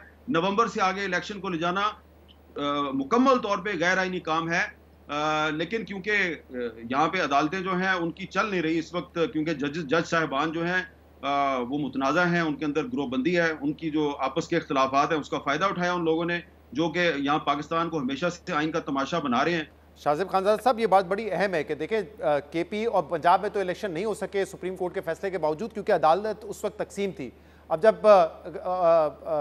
फाइज ईसा साहब चीफ जस्टिस बन जाएंगे और ये हुकूमत खुद बड़ी तारीफ करती रही है, उस वक्त क्या हालात होंगे? कैसे इस गैर आइनी इकदाम को सुप्रीम कोर्ट मान लेगी कि ठीक है आप 90 दिन के बजाय 3 महीने ताखीर कर दें क्योंकि सेंसस होने हैं, सेंसस के बाद डीलिमिटेशन होनी है? कोई कानूनी जवाब तो नहीं नजर आ रहा। कल के फैसले में भी बड़ा वाज़ेह तौर पे सुप्रीम कोर्ट ने कहा था कि 90 दिन की डेडलाइन नहीं क्रॉस करता इलेक्शन कमीशन ऑफ पाकिस्तान, उनके पास ये इख्तियार नहीं है कि वो तारीखें आगे बढ़ाते रहें। बिल्कुल, और हुकूमत की तरफ से जो रीजनिंग दी जा रही है वो बड़ी अनरीजनेबल किस्म की रीजनिंग है कि जी क्योंकि एक कानूनी ज़रूरत पैदा हो गई है और जब एक कानूनी ज़रूरत पैदा हो जाए तो फिर उसकी दायरे पासदारी करनी है और बिल्कुल आखिर में जाके ये करना, अगर करना था पहले कर देते। वैसे तो इमरान खान साहब ने फैसला किया था कि CCI में कि अगली मरदमशुमारी के तहत होंगे तो वो अपने होते हुए मरदमशुमारी को इनिशिएट कर देते, वो नहीं हुआ, फिर इन्होंने लेट किया। तो ये सारा का सारा जो मैस क्रिएट हुआ है, हम सवाल करते थे जब पंजाब और खैबर पख्तूनख्वा में इलेक्शन नहीं हो रहे थे कि जी आप एक दफा जब केयर टेकर सेटअप को प्रोलॉन्ग कर रहे हैं तो एक ऐसी रिवायत डाल रहे हैं कि कल को आपको भुगतनी ना पड़ जाए। तो अब ये खुद ही करके जा रहे हैं। जब खुद करके जा रहे हैं तो एक ऐसा डेडलॉक होगा शहजाद जिससे सिस्टम खतरे में पड़ सकता है, जमहूरियत खतरे में पड़ सकती है, क्योंकि एक तरफ ऐसे जजेस मौजूद हैं, जस्टिस फाइज ईसा साहब ही नहीं, जस्टिस सरदार तारिक मसूद साहब, जस्टिस मंसूर अली शाह साहब, जस्टिस याया अफरीदी साहब, जस्टिस मुसर्रत हिलाली साहिबा, ऐसे ये जजेस मौजूद हैं, जस्टिस मंसूर खैर साहब, जो कि कॉन्स्टिट्यूशन की बात करते हैं। तो जब एक तरफ जजेस वो हों और दूसरी तरफ आप कानून की पासदारी करने के बजाय कानून से आइन से तजावुज कर रहे हों तो एक ऐसा डेडलॉक पैदा हो सकता है जिससे सिस्टम खतरे में पड़ सकता है और एक अनफॉर्चुनेट सूरत हाल हो सकती है। बहुत बहुत शुक्रिया शाहजेब खानजादा साहब, हम हमारे साथ मौजूद थे। प्रोग्राम में एक ब्रेक शामिल करते हैं, इसके बाद सियासी जमातों को भी मौक़िफ़ लेंगे आज CCI में जो फैसला हुआ है।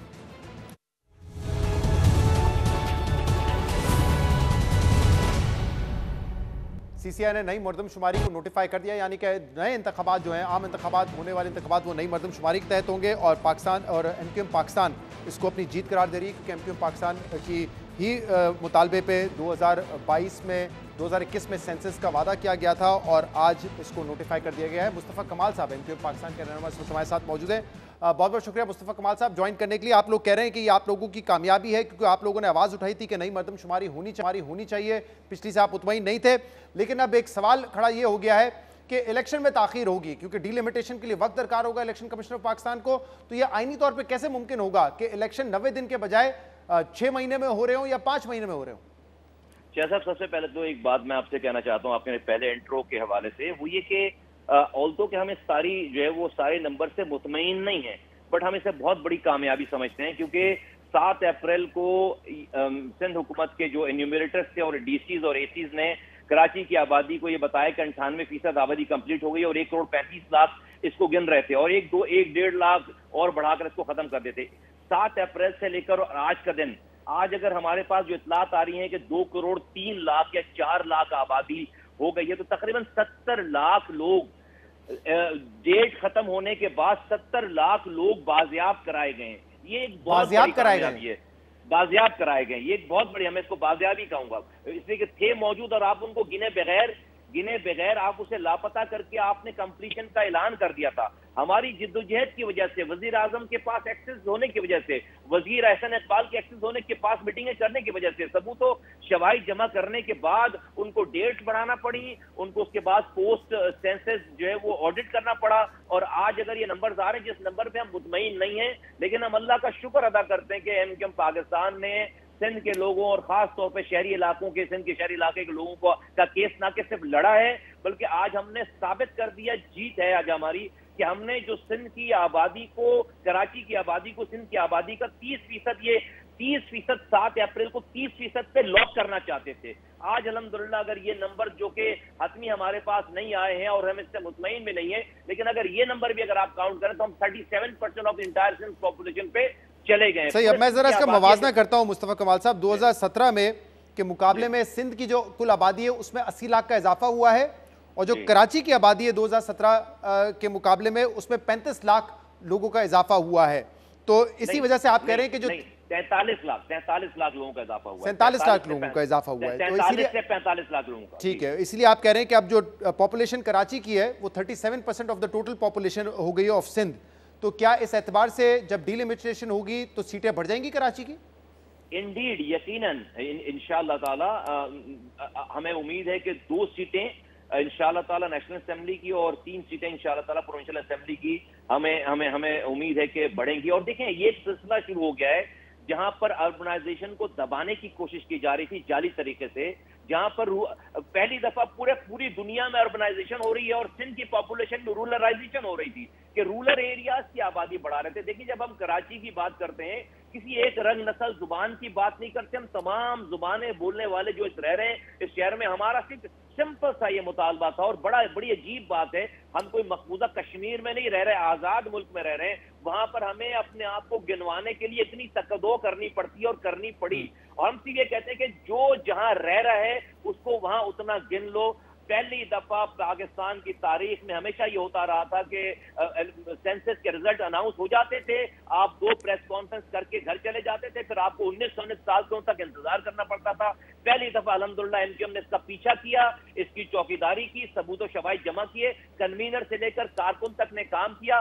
वजीर आजम से 5 मीटिंगें की इस हवाले से, एहसन इकबाल साहब से 11 मीटिंगें की, और हमने ये 70 लाख लोगों को जो ये बड़ी अहम बात है, क्योंकि अगर आप कह रहे हैं 3 महीने पहले जो आदादोशुमार सामने आए थे वो ऑब्वियसली हतमी नहीं थे, उसमें 1 करोड़ 35 लाख आबादी दिखाई थी, अब 70 लाख से बढ़ गई, तो इस पूरे प्रोसेस के हवाले से बड़ा सवालिया निशान इस पे लग जाता है। लेकिन अब ये बताइए Mustafa Kamal sahab, coming back to my first question, कि इलेक्शन कैसे डिले हो सकते हैं? आइन तो इसकी इजाजत नहीं देता, तो आप लोगों ने तो आज CCI में ये फैसला कर लिया है, लेकिन इलेक्शन कमीशन पाकिस्तान अगर डिलिमिटेशन की तरफ जाएगा तो 90 दिन का जो पीरियड है उससे तजावुज करना पड़ेगा, कैसे आइनी तौर पर इसकी इजाजत दे सकता है? शहजाद साहब, आइनी तौर पर जो गलत इलेक्शन और जाली इलेक्शन और 2 नंबर इलेक्शन कराने की भी इजाजत नहीं है। मैं क्यों कह रहा हूं? देखिए, एक गलत मर्दमशुमारी 2017 में हुई भी थी, उसके बाद इतनी तको-दो के बाद आपने मर्दमशुमारी करवा ली। मर्दमशुमारी करवाने के बाद आपने उसकी एक्सटेंशन जो डेट बढ़ी, वो एक्सटेंशन की डेट कंप्लीट हो गई। उसके बाद आपने उसका जो ऑडिट करना था वो ऑडिट कंप्लीट हो गया। उसके बाद आपके उसके रिजल्ट अनाउंस हो गए प्रोविजन, अभी भी 3.25 महीने बाकी है।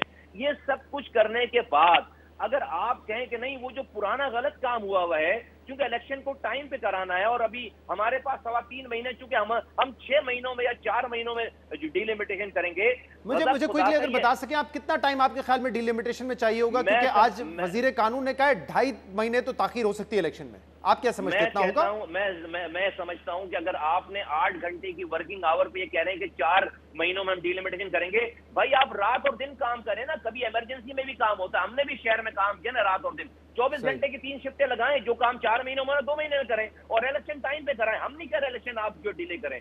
आपने वैसे मैं क्विकली सवाल करूं, आपको क्या लगता है कि ये इस असूल के मुताबिक कि नई मर्दमशुमारी पे इलेक्शन होने चाहिए इसलिए आज मंजूरी दी गई है, या कोई और वजह है? क्योंकि शक व शुबात तो ये कि इलेक्शन को डिले करने के लिए सिर्फ ये आज नई मर्दमशुमारी के हवाले से फैसला हुआ है। नहीं, देखिए, अगर फर्क करें 10, 12, 15 दिनों का अगर फर्क भी आ जाता है तो उससे क्या फर्क पड़ता है? कोई भी फर्क नहीं पड़ता। लेकिन अगर फर्क करें आप इस मर्दमशुमारी पे नहीं कराते और पुरानी हल्का बंदियों पे इलेक्शन कराते तो वो बहुत बड़ा फर्क पड़ता है, वो फेयर एंड फ्री इलेक्शन नहीं कहलाता। फिर बहुत बहुत शुक्रिया मुस्तफा। एमक्यूएम पाकिस्तान का रहनुमा हमारे साथ मौजूद है। एक ब्रेक के बाद पाकिस्तान पीपल्स पार्टी का मौक़िफ़ देंगे इसके बाद।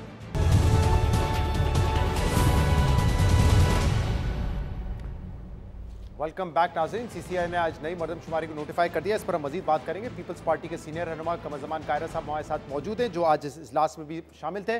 कायरा साहब, बहुत बहुत शुक्रिया वक्त देने के लिए। कायरा साहब, ज़रा बताइएगा किस वजह से ये फैसला किया गया कि नई मर्दमशुमारी पर इंतखाबात होने चाहिए, पुरानी पर नहीं होनी चाहिए, जबकि अब ये कहा जा रहा है कि इससे इंतखाबात जो हैं वो वक्त पर नहीं हो सकेंगे, उसमें ताख़ीर हो जाएगी? जी, आज तो सिर्फ एक फैसला हुआ कि जो मर्दमशुमारी का अमल 2022 में शुरू हुआ था, अब वो कंक्लूड हो गया है, उसकी वेरिफिकेशन हो गई है और ये हमारी आईनी जिम्मेदारी है कि हम अपने दौर के अंदर उसको नोटिफाई करें। अगर उस पर कंसेंसस भी बन गया है और ये एक बहुत अहम इशू है, इस पे पहले तो हमें कौम को मुबारकबाद देनी है कि बड़े तबसरे थे, सीटें ऐसे हो जाएंगी, किसी की बढ़ जाएंगी, किसी की कम हो जाएंगी, लड़ाइयाँ हो जाएंगी, मुतनाज़ा हो जाएंगे, माजी में होते रहे। ये कंसेंसस के साथ सारे सूबों ने, सब ने इसके रिजल्ट्स को तस्लीम किया है और आज ये प्रोसेस शुरू हो गया। अब ये नोटिफाई होने में कुछ दिन लग जाएंगे, लेकिन ये एक आईनी जिम्मेदारी थी जो पूरी करनी है।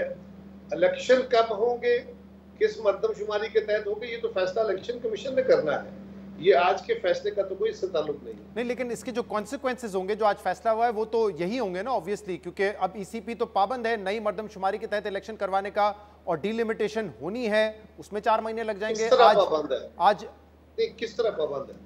आप कह रहे हैं कि ईसीपी के पास अभी भी ये इख्तियार है कि वो पुरानी मर्दमशुमारी के तहत इलेक्शन करवाए या नई मर्दमशुमारी के तहत इलेक्शन करवाए? आपने फरमाया ना कि ईसीपी पाबंद है जी, कौन पाबंद करता है उसको? क्योंकि ये आइन में है कि अगर नई सेंसस नोटिफाई हो जाए तो फिर ईसीपी मजाज है कि उसी के थ्रू इलेक्शन करवाएगा।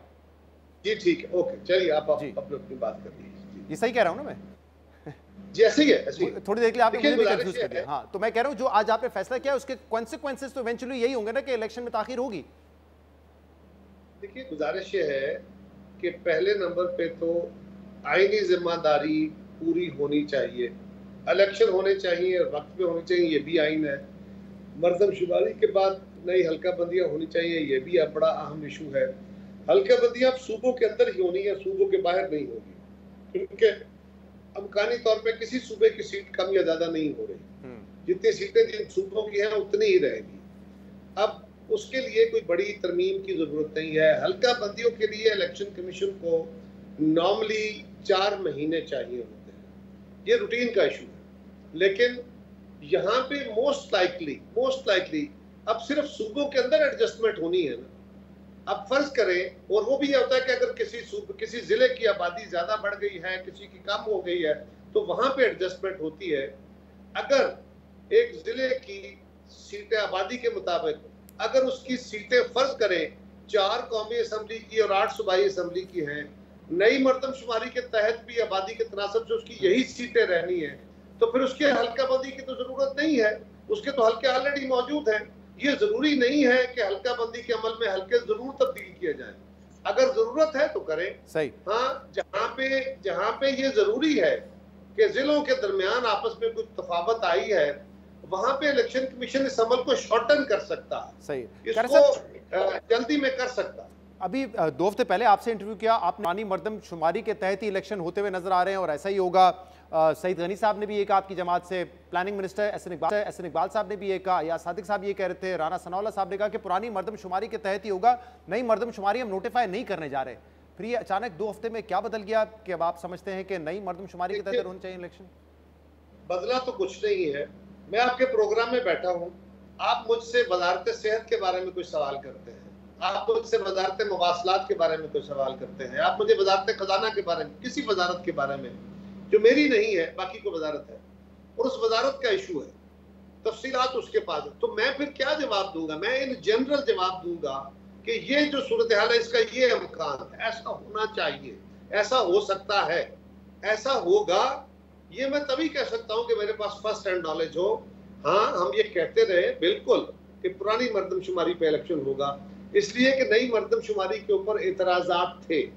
आपके इल्म है ना, मीडिया में डिबेट होता रहा कि जी बहुत ज्यादा। कारी साहब, आज के इस फैसले के हवाले से सवाल ये हो रहा है कि आज ये फैसला इसलिए किया गया है ताकि इलेक्शन ताखीर हो जाए, इलेक्शन में ताखीर हो जाए, या वाकई कोई आईनी जिम्मेदारी पूरी करने के लिए जो 2021 में फैसला हुआ था उसकी कंटिन्यूएशन है?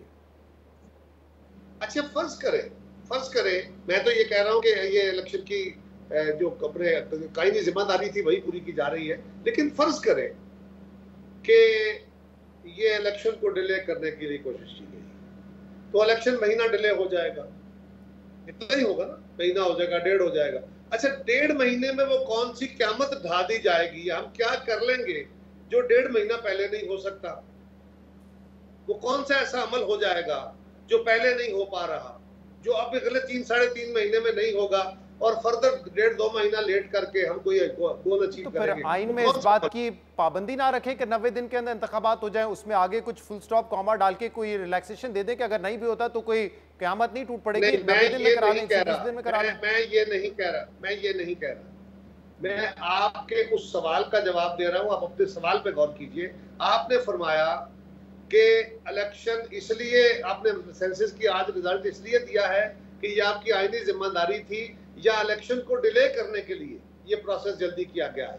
तो मैंने आपसे पूछा कि इलेक्शन को डिले करने का हमें क्या फायदा, क्यों, वो कौन सा फायदा है जो इलेक्शन डिले करके हम ले सकते हैं, जो इन 3 महीनों में नहीं ले सकते, या अभी तक नहीं लिया। वो कौन सा फायदा? मुझे तो फ्रैंकली सियासी तौर पे आप जमातों को कोई फायदा नहीं नजर आ रहा, खासतौर पे आज के फैसले के बाद कि इमरान खान को नायल भी कर दिया गया है और वो सजा भी हो गई है, लेकिन कहा यह जा रहा है कि प्रेशर है, दबाव है, डिक्टेशन हुई है कि ये करना है। क्यों? मैं सर देखे ना, ये सवाल जरूर कीजिए, लेकिन सवाल करते हुए आप बड़े जीरक लोग हैं, यकीनन ये आप अपना माइंड अप्लाई करते हैं कि हर चीज के पीछे एक रीजन होती है ना, क्यों?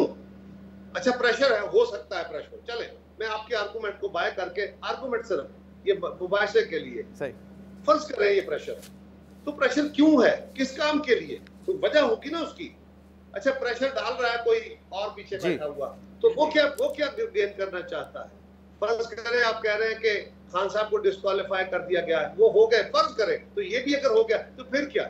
तो पहले तो ये बताएं ताकि उसके ऊपर एक सॉलिड बात करके आगे बढ़े कि हाँ ये वो अचीवमेंट है जो अदरवाइज नहीं हो सकती, और इसके लिए 2 महीने 3 महीने 6 महीने 1.5 महीना इसमें बहस की जा सकती है। SIFC आ गया है, बाइख्तियार बना दिया है, केयर टेकर सेटअप को बहुत सारे मुआशी फैसले करने हैं और समझा जा रहा है कि इस केयर टेकर सेटअप के दौरान अगर बिल्कुल अजम्पशन ही होगी, ऑब्वियसली अजम्पशन ही है कि प्राइवेटाइजेशन का प्रोसेस स्पीडी हो जाए, इंटर गवर्नमेंटल ट्रांजैक्शंस हो जाए, इस दौरान ये भी तो किया जा सकता है ना? ऐसा कुछ नहीं। सवाल यह है जहां तक ताल्लुक इस बात का है कि एम्पावर किया गया है, आपके इल्म में है कि कोई नया प्रोजेक्ट शुरू करने का, कोई नया मुआहदा करने का उनका इख्तियार नहीं है। जो उनको इख्तियार दिया गया है वो सिर्फ इतना है, माजी के तजर्बे की रोशनी में जो हुकूमतें बनती रही कि जो आपने आलमी मुआहदे किए हुए हैं उनकी इम्प्लीमेंटेशन हो रही है, और उसके दौरान अगर उनको कोई फैसले करने पड़ते हैं उन मुआहदों कंटिन्यूएशन में, तो ये ना हो कि वो कहे जी 3-3.5 महीने के बाद जो गवर्नमेंट आएगी इसके दरम्यान हम तो कुछ नहीं कर सकते, ठीक है, और पाकिस्तान का पहले ही मिसट्रस्ट है, तो सिर्फ उस हद तक उनको इख्तियार दिया गया है। इसका यहां से कैसे तलक आ गया कि इलेक्शन को इलेक्शन डिले किसी वजह से, तो वजह क्या हो सकती है? मेरी दानिश में ऐसा नहीं है। कमर ज़मान कायरा साहब हमारे साथ मौजूद थे। आज के प्रोग्राम में इतना ही, शो से इजाजत दीजिए, अल्लाह हाफ़िज़।